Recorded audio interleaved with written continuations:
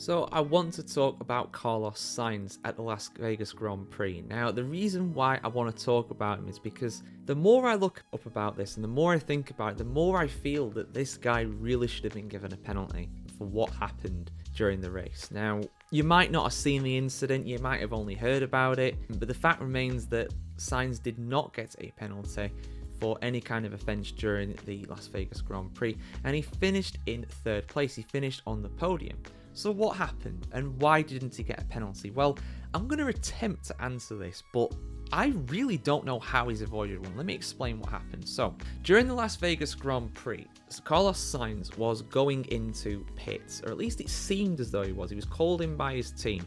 Behind him, there was Sir Lewis Hamilton. Now, Hamilton was also going into the pits at the same time. Now, presumably, because Hamilton decided to pit, Ferrari thought, that's not good, we want to do what he doesn't do. You sometimes hear about this on the radio where the actual race engineer will go and say, pit, but do what he doesn't do. Do the opposite of, in this case, Hamilton.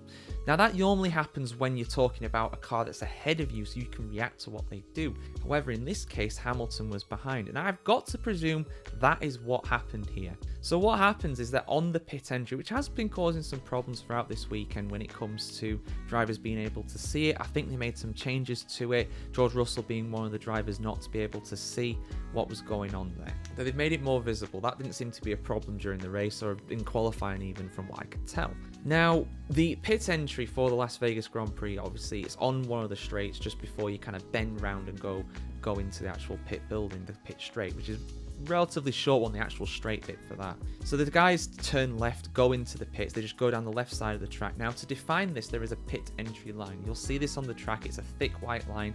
It's just like on the motorway. If you see a motorway where there's marking in the UK anyway, I imagine it's quite similar for most parts of the world. But if you see a line where it's actually dotted, where it's not a solid continuous line, you can cross that. For example, lines between lanes, and also those sometimes between getting off the road to actually go off at a junction.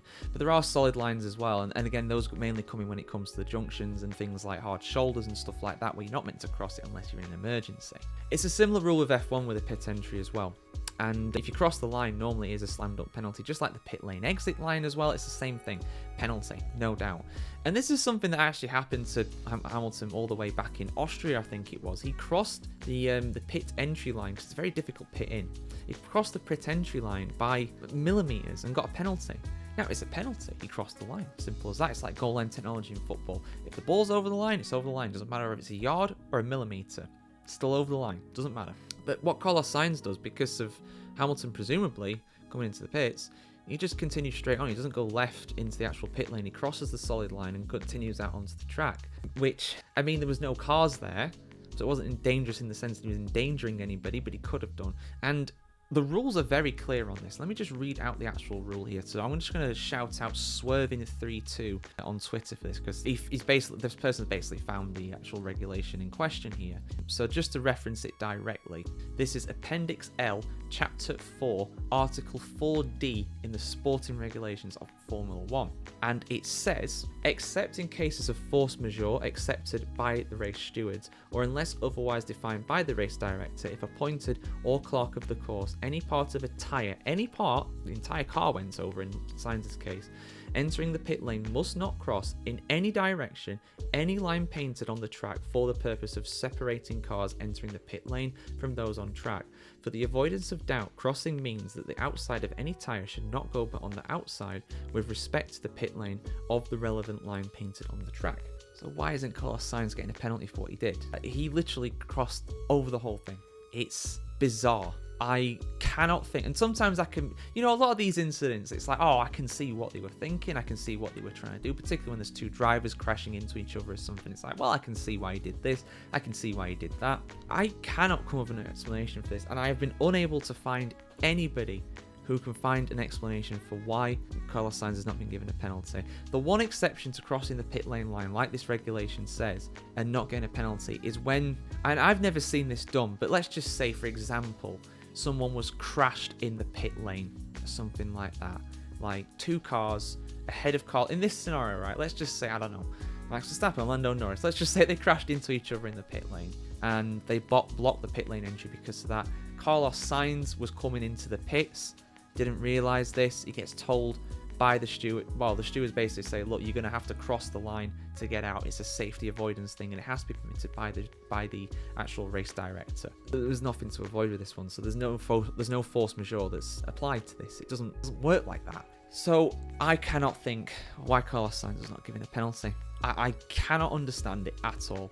It's one of the most bizarre situations. He wasn't even investigated for it. And like I said, drivers have been rightfully punished, for doing that, because it's a safety thing. You have to separate the car that's going into the pits and the cars out on track, because the cars going into the pits will be slower and they should therefore have their own lane effectively. It's just a basic, especially on a high-speed track like Las Vegas, it's not a slow pit in, it's a very fast pit in. Again, a bit like Baku. So there's a real danger there, and those regulations should be adhered to. But as far as I can tell, there's nothing that's going to be done about it. It's one of the most bizarre decisions by Formula One stewards I've ever seen. I'm not even ever. I can't think of any reason why this hasn't even at least been investigated. And if you're wondering what actually, what difference would this have made? Well, Carlos Sainz, if you give him a 5-second penalty, which is the minimum that could have been applied to this, if you apply that post-race, he ends up down in 5th. He'll be behind Charles Leclerc and behind Max Verstappen. And again, you might think, well, what does that matter? Verstappen's won the championship anyway. He's only getting overtaken by his teammate other than that. Well, tell that to McLaren, who are in a battle with Ferrari for the championship. That could make a difference in terms of points. It could decide or make the difference in the end for the World Championship in the Constructors. And beyond that, it's just wrong. I can't... Listen, guys, if I'm wrong on this one, let me know in the comments, please. If I'm missing something blatantly obvious, but I've spoke to loads of people about this. I've looked online. I can't find any reason why he's avoided it. Let us know your thoughts in the comments below. Should Sainz have been investigated and got a penalty? I want to hear your thoughts. And of course, keep it subscribed to the F1Chronicle.com to see plenty more analysis and opinions on the world of Formula One, just like this.